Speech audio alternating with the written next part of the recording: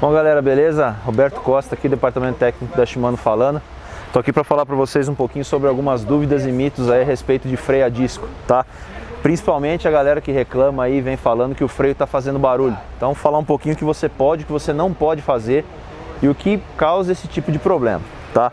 Então um freio a disco, pessoal, no caso do exemplo dessa bike aqui, um freio a disco hidráulico, a gente tem um rotor, que é uma peça feita de aço inoxidável, né? E o que faz o processo de frenagem são as pastilhas que estão aqui dentro da pinça, que tem composto de resina ou metálico, tá?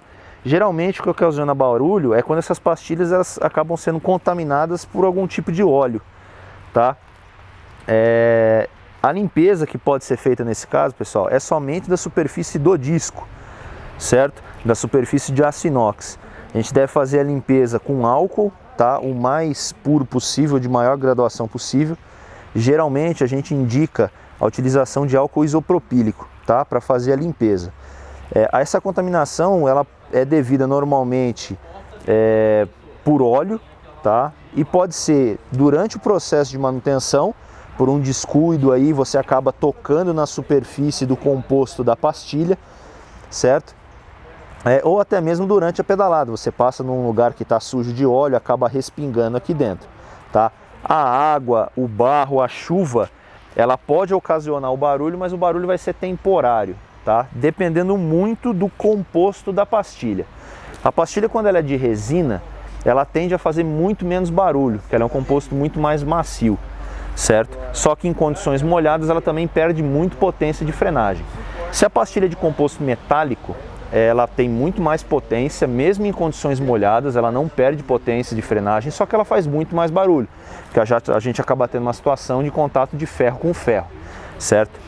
Em caso de pastilha contaminada, não existe o que a gente possa fazer na pastilha para eliminar a contaminação. E aí a gente vem para desmistificar o primeiro grande mito, tá? Se eu lixar a pastilha de freio, se eu deixar ela de molho no álcool, se eu esquentar ela com isqueiro, com maçarico, se eu colocar no forno, tá?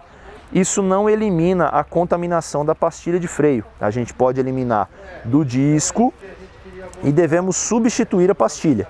E aí é muito importante, em caso de contaminação e for ser feita a substituição da pastilha, a gente deve limpar o disco para tirar da superfície de frenagem qualquer resíduo que possa ter, certo? A descontaminação propriamente da pastilha não existe, porque a pastilha ela é feita com composto poroso. Então, eventualmente, a gente consegue limpar somente a superfície de frenagem, tá? Mas o interior do composto vai continuar contaminado. E no momento de frenagem que esse composto esquentar, o material que está fazendo a contaminação, geralmente óleo, ele fica um pouco mais ralo e ele acaba vindo para a superfície de novo e a pastilha volta a fazer barulho, tá? Então, o grande mito de descontaminar a pastilha é esse.